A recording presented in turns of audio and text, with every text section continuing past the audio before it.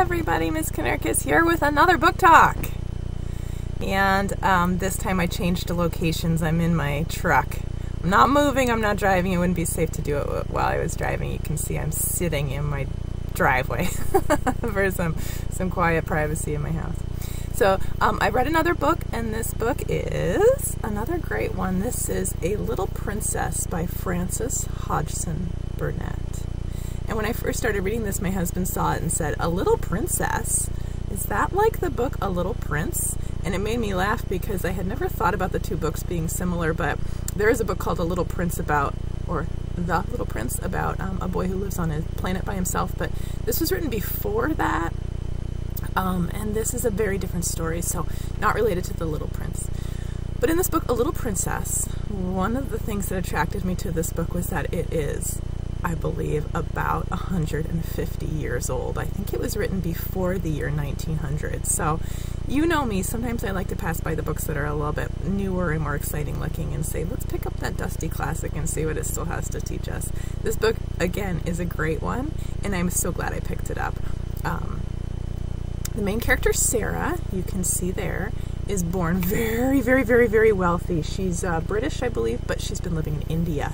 And her mother has passed away, but her dad loves her like crazy and sends her to a very fancy boarding school where she is the fanciest sort of show pupil. And the teachers there are very excited to have her because they kind of want to brag about her. That's the beginning of the book. So I'm going to read a little bit from page 15, just a short section, the end of chapter, I don't know what it is, 1 or 2. Chapter 1, end of chapter 1. And this is the teachers talking after Sarah has arrived for her at her new school. "I've been opening her trunks and putting her things away," said Miss Amelia, "and I never saw anything like them. Sable and ermine on her coats and real Valenciennes lace on her underclothing. You have seen some of her clothes. What do you think of them?" "I think they are perfectly ridiculous," replied Miss Minchin sharply. "But they will look very well at the head of the line when we take the school children to church on Sunday. She has been provided for as though she were a little princess."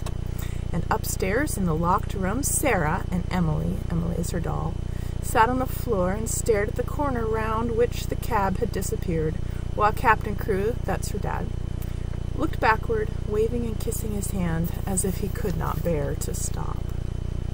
Does this book have a happy ending or a sad ending? I'm going to let you find that out. I'll just tell you that even though it was over 100 years old, I couldn't stop turning the pages.